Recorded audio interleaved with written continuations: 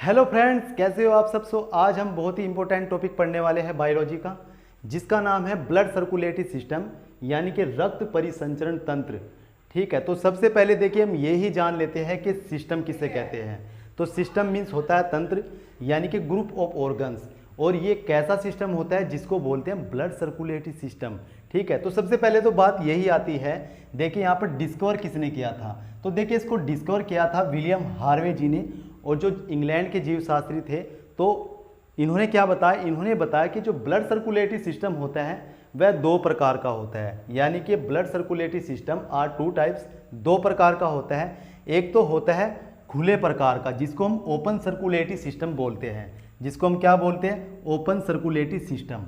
ठीक है, और दूसरा बताया क्लोज प्रकार का, यानी कि बंद प्रकार का, जिसको हम बोलते हैं close circulatory system. Close circulatory system. तो देखिए ओपन और क्लोज क्या होता है इसको समझते हैं। तो देखिए हम यहाँ पर वाटर का एग्जांपल लेते हैं। जिस प्रकार से वाटर बहता है, कहाँ पर, खेत में बहता है, रोड पर बहता है नदियों में, ठीक है, खुला। और हम ये देखते हैं कि ऐसे सिस्टम में कोई प्रेशर नहीं होता। वाटर में मतलब कोई प्रेशर नहीं होता। जब खेत में बहता है भाई कोई प्रेशर नहीं होता, नदी में बहता है कोई प्रेशर नहीं होता। ठीक है, तो खुला, जिस तरफ ढलान उस तरफ ही बह जाता है। तो ठीक ब्लड सर्कुलेटरी सिस्टम के साथ भी यहाँ पर ऐसा ही होता है। ठीक है, ब्लड कैसे बहता है, खुला, जीवों के अंदर खुला बहता है। लेकिन इसका अर्थ यह नहीं है बिल्कुल भी कि ब्लड ऐसे ही पड़ा रहता है बॉडी में। तो क्या होता है, जो बाह्य कंकाल रखते हैं जीव, जिन जीवों के पास बाहरी कंकाल होता है, उन जीवों के कंकाल में छोटी छोटी वेन्स होती है। उन वेन्स के जरिए ब्लड नीचे की ओर फैल जाता है। तो ये होता है क्या, ओपन सर्कुलेटरी सिस्टम।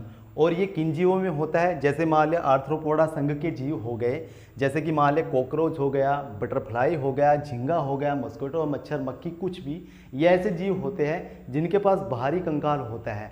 और ये जो जीव होते हैं ये होते हैं बिना रीढ़ के। तो कौन कौन से, बटरफ्लाइज, मॉस्किटो, फ्लाई, श्रिम्प। ठीक है, और इन जीवों को बोल सकते हैं हम अकशेरुकी प्राणी, यानी कि जिनको हम बोलते हैं इनवर्टिब्रेट। तो यहाँ पर ये ध्यान रखिएगा, ऐसे जीव होते हैं जिनके पास रीढ़ नहीं होती, और ऐसे जीवों को बोलते हैं हम इनवर्टिब्रेट। ठीक है, इनवर्टिब्रेट। तो ये जीव होते हैं जिनके पास होता है ओपन सर्कुलेटरी सिस्टम। ठीक है, तो अभी हम बात करते हैं देखिए क्लोज सिस्टम की, क्लोज टाइप की। तो मैंने अभी बताया था खुला बहता है तो कोई प्रेशर नहीं होता। आपने अगर वाटर से किसी भी चीज़ की सफाई की होगी, और सफाई कैसे करते हैं हम, पाइप के जरिए वाटर को कहीं पर भी ले जाते हैं, तो प्रेशर के साथ में जाता है, यानी कि पाइप में जब वाटर जाता है तो प्रेशर के साथ में जाता है। तो ठीक यहाँ पर क्लोज टाइप में ऐसा ही होता है। ठीक है, तो यहाँ पर क्या होता है, यहाँ पर ट्यूब के जरिए ब्लड जाता है पूरी बॉडी में, और प्रेशर के साथ में जाता है। ठीक है, तो हम ये कह सकते हैं human circulatory system is close type, क्योंकि ह्यूमन जो सर्कुलेटरी सिस्टम होता है उसके अंदर भी छोटी छोटी ट्यूब्स होती है। उन ट्यूब्स के द्वारा पूरी बॉडी में ब्लड फैलता है। ठीक है, सर्कुलेट होता है। तो यहाँ पर और भी होते हैं, जैसे एम्फीबियन हो गया, यानी कि उभयचर हो गया, और बर्ड्स हो गए। ठीक है, तो ये जीव जो होते हैं यहाँ पर इनमें क्लोज सर्कुलेटरी सिस्टम पाया जाता है। ठीक है, तो हम ये भी कह सकते हैं, जैसे यहाँ पर हमने लिखा है इनवर्टिब्रेट, यानी कि बिना रीढ़ के जो प्राणी होते हैं जिनको हम बोलते हैं अकशेरुकी प्राणी। तो इसी प्रकार से यहाँ पर मैं ये लिख सकता हूँ वर्टिब्रेट। ठीक है, तो वर्टिब्रेट यानी कि जो रीढ़ वाले प्राणी होते हैं, जिनको हम कशेरुकी प्राणी बोल सकते हैं, जिनके पास रीढ़ होती है, ऐसे जीवों में पाया जाता है क्या, क्लोज सर्कुलेटरी सिस्टम। ठीक है, तो देखिए यहाँ पर जो ये सर्कुलेटरी सिस्टम होता है, कौन सा, ब्लड सर्कुलेटरी जो सिस्टम होता है, तो इसके लिए बहुत ही महत्वपूर्ण जो कारक होते हैं, इंपॉर्टेंट जो फैक्टर होते हैं, तो उनको हम देखते हैं। तो इंपॉर्टेंट फैक्टर कौन कौन से होते हैं, देखिए यहाँ पर एक तो हो गया हार्ट, ब्लड सर्कुलेटरी सिस्टम का सबसे मुख्य है, यानी कि मैं कह सकते किंग होता है। ठीक है, राजा होता है, जो मतलब यहाँ पर सर्कुलेशन यहाँ पर सबसे मुख्य हो सकता है। मुख्य तो सभी होते हैं लेकिन सबसे अहम। ठीक है, दूसरा होता है देखिए आर्टरी। ठीक है, आर्टरी को बोलते हैं धमनी। ठीक है, तीसरा हो गया वेन्स यानी कि सीराएं, और फिर हो गया देखिए ल्यूमेन, जो उनका बीच का भाग होता है, और फिर हो गया लंग्स। तो अब हम इनके कार्य को ठीक प्रकार से समझ लेते हैं डायग्राम के द्वारा। ठीक है, तो मैं आपको देखिए ढंग से अच्छी तरह से समझाऊंगा, तो ध्यान से समझिएगा। ठीक है, तो देखिए हम यहाँ पर ये मान लेते हैं कि ये है हार्ट। ठीक है, कहाँ हार्ट, ये रहा हार्ट।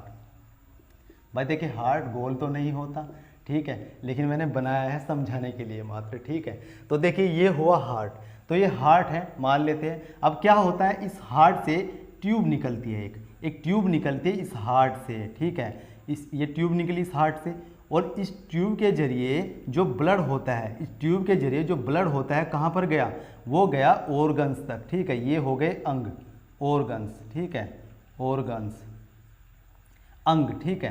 तो यहाँ पर देखिए इस हार्ट से ट्यूब निकलती है और इस ट्यूब के अंदर कैसा ब्लड बहता है प्योर ब्लड, यानी कि शुद्ध ब्लड बहता है इसके अंदर।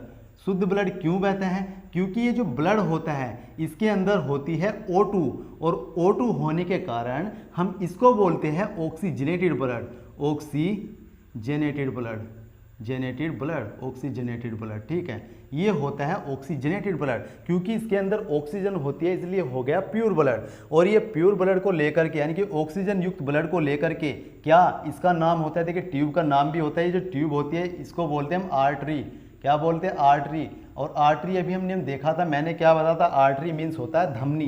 तो ये जो धमनी होती है ये ट्यूब होती है और ये O2 युक्त ब्लड यानी कि प्योर ब्लड को लेकर के जाती है कहाँ, ऑर्गन्स तक, यानी कि अंगों तक लेकर के आ गई भाई, ये अब अंगों तक आ गई। अब यहाँ पर क्या होता है, ये अंग जो ये आर्टरी लेकर के आई है O2 युक्त ब्लड उसको एब्जॉर्व कर लेती है पूरी तरह से जो उसके अंदर O2 होता है। और देखिए इस प्रोसेस में यहाँ पर मतलब क्या होता है, हमारी जो बॉडी होती है, हमारी बॉडी में बहुत सारे प्रोसेस मतलब चलते हैं और साथ ही डाइजेशन प्रोसेस भी चलता है। तो डाइजेशन प्रोसेस के दौरान खास करके क्या निकलता है, CO2 जनरेट होता है, ठीक है।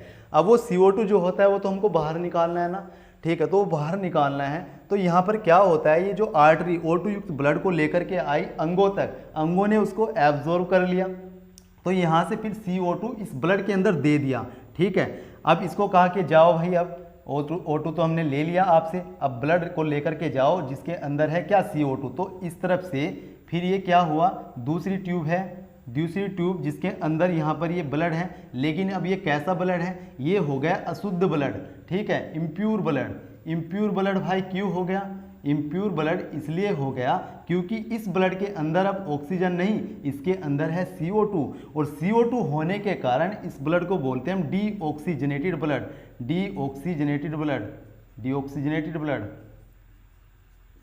जेनेटेड ब्लड, ठीक है, ये हो गया डीऑक्सीजनेटेड ब्लड। तो इसके अंदर CO2 है इसलिए इसको बोला हमने डीऑक्सीजनेटेड ब्लड यानी कि इम्प्योर ब्लड। तो यहाँ पर इसके अंदर CO2 होती है और ये जो ट्यूब होती है ये आर्टरी नहीं है, इसको बोलते हैं वेन्स, क्या बोलते हैं, वेन्स, ठीक है, जिसको हम कहते हैं सीराएं, ठीक है, ये होती है सीराएं। अब ये देखिए सीराएं क्या करती है, अशुद्ध ब्लड को ले जाने का काम करती है, कहाँ तक, हार्ट तक, ठीक है। तो ये हार्ट तक लेकर के आई अशुद्ध ब्लड को। अब इसके बाद हार्ट ने कहा कि भाई इसके अंदर ऑक्सीजन नहीं है, तो इसको मैं जब आगे पहुंचाऊंगा, जब आप ऑक्सीजन लेकर के आओगे, तो अब ये हार्ट से निकल करके फिर कहाँ पर जाती है, लंग्स में, ठीक है, ये होते हैं हमारे लंग्स, ठीक है। तो यहाँ पर देखिए ये आर्टरी, ये इधर देखिए यहाँ पर, अब ये इधर से आया वेंस के जरिए और ऐसे निकल गया यहाँ पर CO2 युक्त ब्लड है ये भी, यानी कि डीऑक्सीजनेटेड ब्लड है ये भी, डीऑक्सीजनेटेड ब्लड,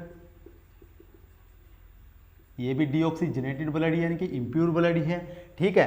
तो यहाँ पर देखिए इस साइड में आर्टरी है, तो ये भी आर्टरी है, लेकिन अभी इसका नाम आर्टरी नहीं रहा क्योंकि ये अभी CO2 युक्त ब्लड को लेकर के जा रही है, CO2 युक्त ब्लड को लेकर के जा रही है हार्ट से कहाँ तक, लंग्स तक, ये हुए हमारे लंग्स, ठीक है।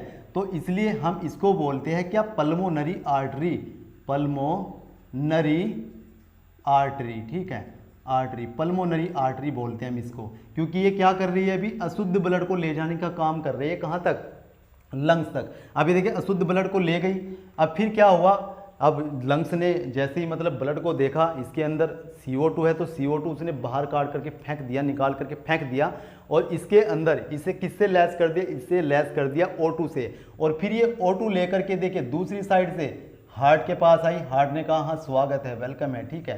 तो क्योंकि इसके अंदर क्या है, अब ऑक्सीजन है, ठीक है, CO2 तो बाहर फेंक दिया, अब O2 यानी कि O2 युक्त ब्लड हुआ ये, यानी कि O2 युक्त ब्लड है, तो इसलिए इसको बोलते हैं ऑक्सीजनेटेड ब्लड, ठीक है, ऑक्सीजनेटेड जेनेटेड ब्लड।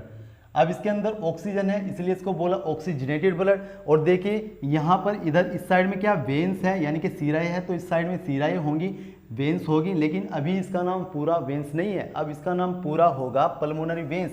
जिस प्रकार से इधर पल्मोनरी आर्टरी, तो इधर क्या हुआ, पल्मोनरी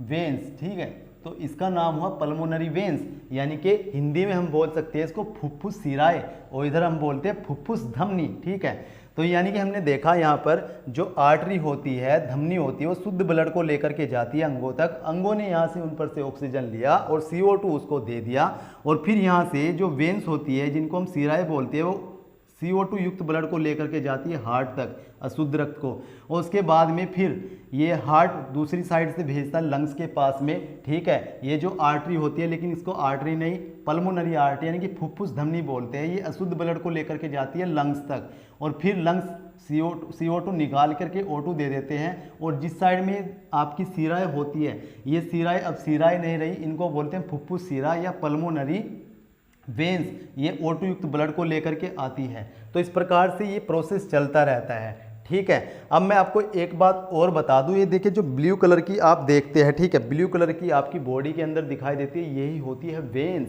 ठीक है, सिराएं जो अशुद्ध ब्लड को ले जाने का काम करती है।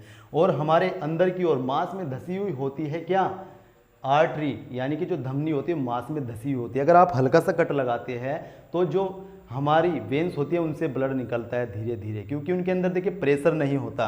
तो देखिए जब हार्ट से इस साइड से आर्टरी से ब्लड आता है तो उसके अंदर प्रेशर बहुत होता है, लेकिन जैसे ही यहाँ से ये वेन्स लेकर के जाती है CO2 युक्त ब्लड को, उसके अंदर प्रेशर नहीं होता, तो इस कारण से यहाँ पर वॉल्स होती है, ठीक है, वॉल्स होती है। ये वॉल्स क्यों होती है, इसलिए होती है ताकि जो ब्लड होता है वो पीछे की साइड में वापस ना आ जाए, तो ये उसे रोक लेती है, ठीक है, रोकने का काम करती है। और ये इसलिए इसके अंदर क्या होती है, वॉल्स होती है, इसके अंदर प्रेशर इतना नहीं होता, तो इसी कारण से यहाँ पर वॉल्स होती है।